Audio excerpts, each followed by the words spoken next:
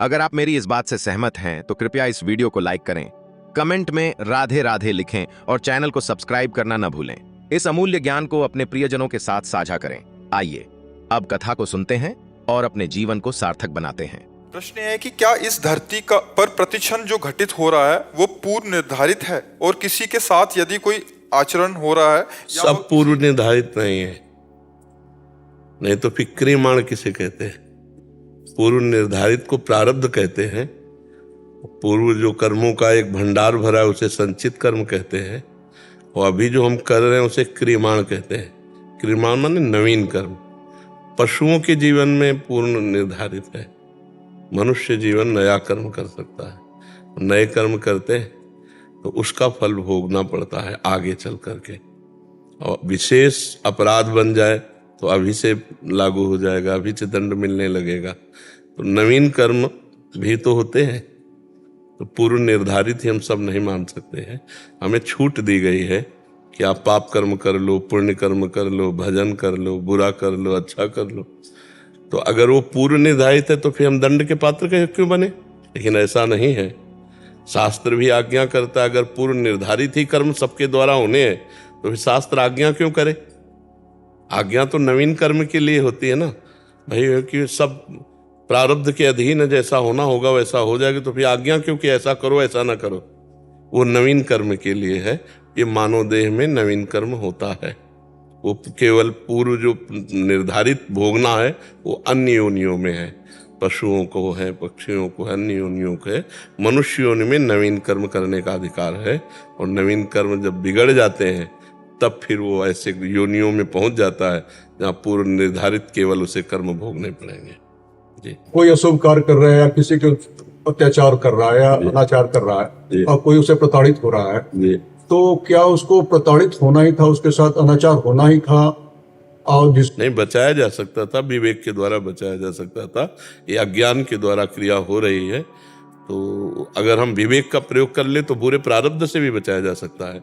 अगर विवेक का प्रयोग किया जाए तो पूर्व प्रारब्ध से भी बचा जा सकता है। जो बहुत भयानक प्रारब्ध है वो तो फिर नष्ट ही कर देगा, लेकिन विवेक के द्वारा बचा जा सकता है। विवेक मनुष्य में ही तो है ना विवेक, अन्य जीवों में विवेक नहीं है, मनुष्य में विवेक है। अन्य जीवों में बुद्धि है, विवेक नहीं है। विवेक सत असत का निर्णय करने वाला ये केवल मनुष्य बुद्धिवान नहीं होता। मेरा एक सवाल था कि अगर जैसे मेरे साथ कुछ हुआ तो कोई जरूरी नहीं कि मेरा शुभ कार्य ही उसी के लिए मैं जिम्मेदार हूँ, ना होने के बाद भी मेरे साथ कुछ या किसी भी इंसान के साथ कोई अशुभ कार्य या उसके साथ अत्याचार अनाचार हो सकता है, भले उसका प्रारब्ध न रहा हो। नहीं, अनाचार तो उसके साथ तभी होगा जब उसका पर्सनल कर्म होगा। ऐसे नहीं हो सकता, ऐसे अनाचार नहीं हो सकता। वो निजकृत कर्म भोग सुन व्राता, को न काहू के सुख दुख कर दाता। रामचरितमानस और गीता जी। अवश्य में भोक्तव्यम कृतम कर्म शुभाशुभम। अब अगर हमारा अशुभ कर्म आपके हाथ से पवित्र होना है तो फिर 2-4 थप्पड़ पड़ेंगे। अब इसके प्रारब्ध को बचाया जा सकता है, वही हमने आपको बताया कि उसको प्रारब्ध विवेक के द्वारा बचाया, अति दैन्य होकर के प्रियता पूर्वक तो बचाया जा सकता है प्रारब्ध को, लेकिन भयंकर प्रारब्ध को भोगना पड़ेगा। वही हमने जो आपको बताया ना। पर नवीन कर्म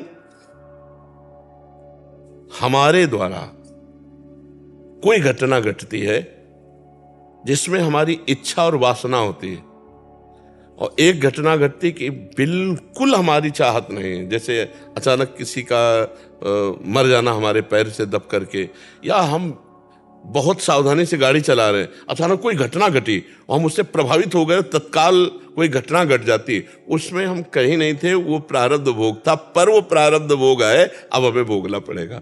तो कुछ ऐसे नवीन कर्म का जो पहचान होती है वो इच्छा और वासना से होती है, समझना हमारी बात। और जो पूर्व प्रारब्ध कर्म का होता है वो अनिश्चित होता है, उसमें हमारी इच्छा वासना कर्म अभी का कुछ नहीं, वो अनिश्चित है।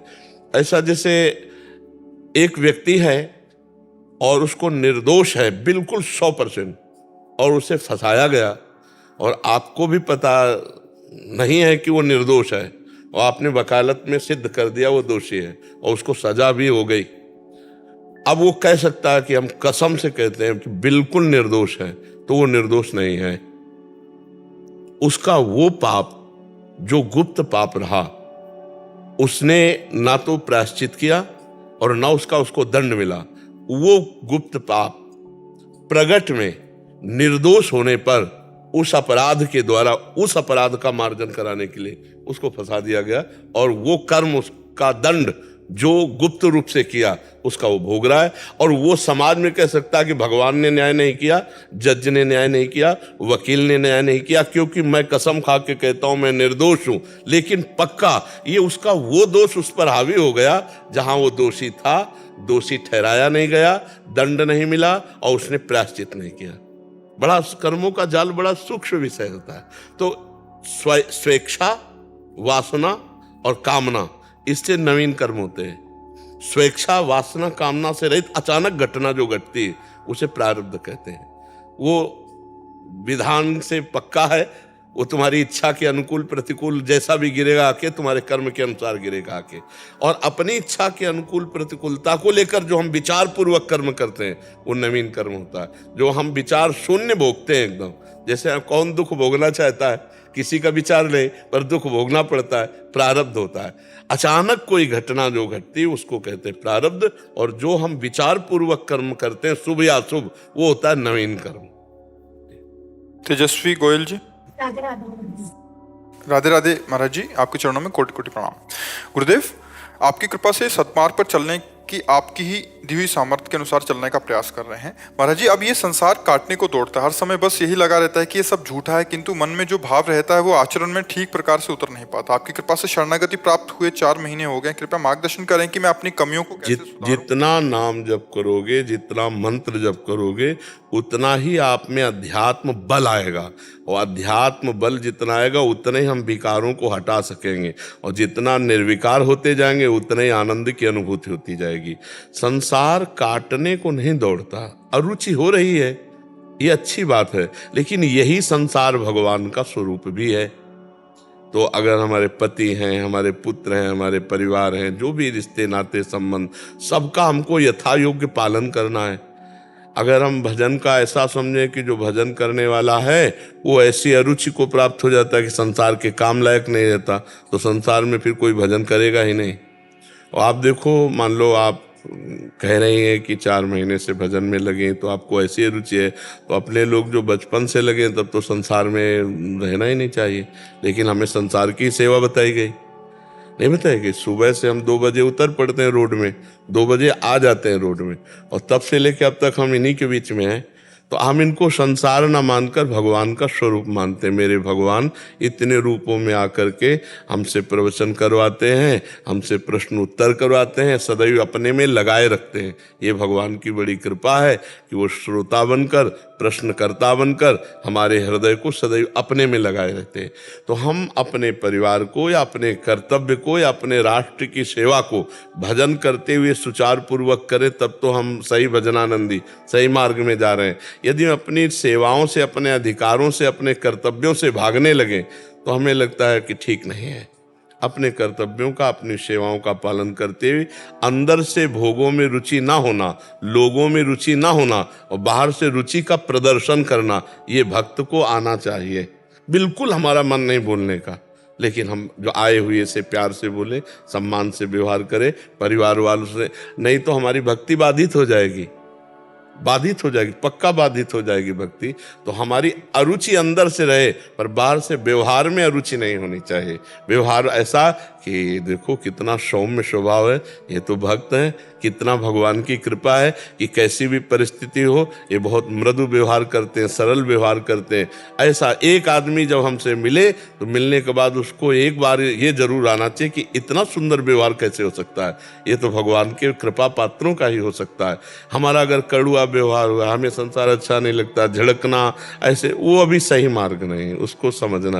हंसी बोले बहुमान दे, सब में मेरा प्रीतम समाया हुआ है, सब में मेरे प्रभु बैठे, किसी के हृदय को दुखद वचन, दुखद क्रिया हमारी नहीं होनी चाहिए।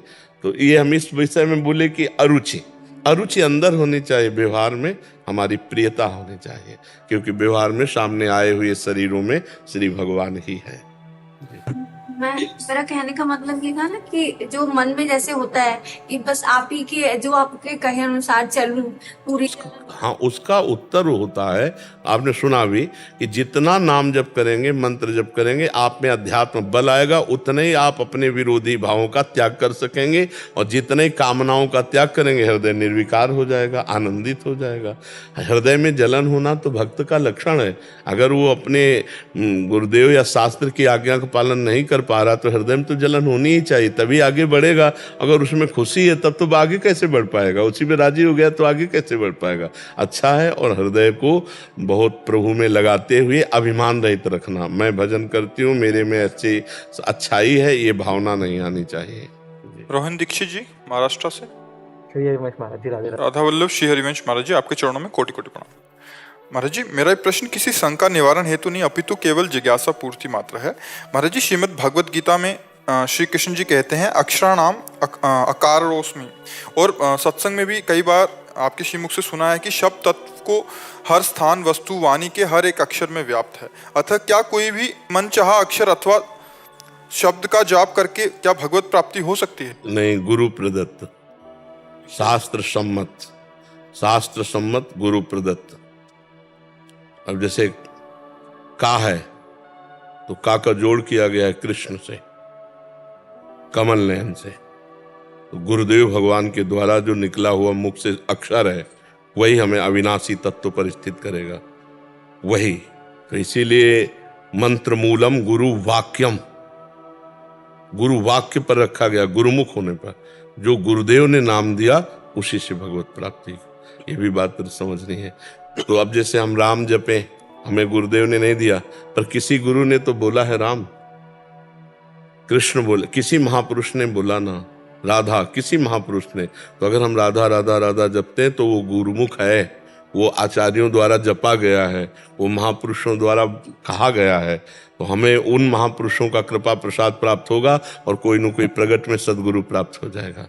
हर अक्षर में ब्रह्म विराजमान है, पर जब गुरुदेव, मंत्र मूलम गुरु वाक्यम, मंत्र का मूल है जो गुरुदेव के मुख से निकला हुआ जो नाम मंत्र है, वो हमें भगवदाकार वृत्ति प्रदान करता है। नहीं तो सब अक्षर ब्रह्म है और सब कोई बोलता ही रहता है, बोलता ही रहता है, तो सबको भगवत प्राप्ति हो जाए, क्योंकि सब अक्षर ब्रह्म है। तो दिन भर बातचीत तो होती ही रहती है ना, बात समझ रहे हो ना। कोई कितने ऐसे शब्द, राम में भी रा है और रावण में भी रा है, राक्षस में भी रा है, रात में भी रा है, तो बहुत से ऐसे। पर सब रा बोलने से थोड़ी भगवत प्राप्ति हो जाएगी। राधा में भी रा है, तो जब गुरुदेव बोले कि राधा, अब जीवन की बात आ गई। धिक्कार में भी धा है, धारा में भी धा है। तो धा में, धा देखो तो लाखों शब्दों में धा है नहीं? वही हमारे आराध्य देव हो गए अक्षर जो गुरुदेव ने हमें दिए। मंत्र मूलम गुरु वाक्यम महावाक्यार्थस्य वितारिताम, जो महापुरुषों ने वचन बोले वही हमारे विचार नहीं। शब्द में तो सब में भगवान है। तो रात दिन लोग प्रपंच की बातें करते रहते हैं, तो शब्द तो होते ही है ना, तो उनको पुण्य मिल जाना चाहिए पाठ करने का, क्योंकि हर अक्षर में ब्रह्म है। लेकिन जब शास्त्र का पाठ करते तो उससे सुकृत मिलता है, जब गुरु प्रदत्त नाम जप करते तो उससे भगवत प्राप्ति होती है। समझ पाया? गुरुदेव आपके श्रीमुख से नाम मिल, हम तो चिल्लाते रहते राधा राधा राधा, और जिसको जो नाम गुरुदेव के द्वारा, बहुत से नाम है, हम रामकृष्ण हरि भी बोलते हैं, राम बोलो, कृष्ण बोलो, हरि बोलो, जो नाम प्रिय लगे वो नाम हम खूब जप करें तो उसी से मंगल हो जाएगा। नाम में प्रियता हो जाए, बस बात बन जाएगी। राम कृष्ण हरि, जो नाम, राधा राधा राधा, जो नाम प्रिय हो, खूब नाम जप। अगर आप मेरी इस बात से सहमत हैं तो कृपया इस वीडियो को लाइक करें, कमेंट में राधे राधे लिखें और चैनल को सब्सक्राइब करना न भूलें। इस अमूल्य ज्ञान को अपने प्रियजनों के साथ साझा करें। आइए अब कथा को सुनते हैं और अपने जीवन को सार्थक बनाते हैं।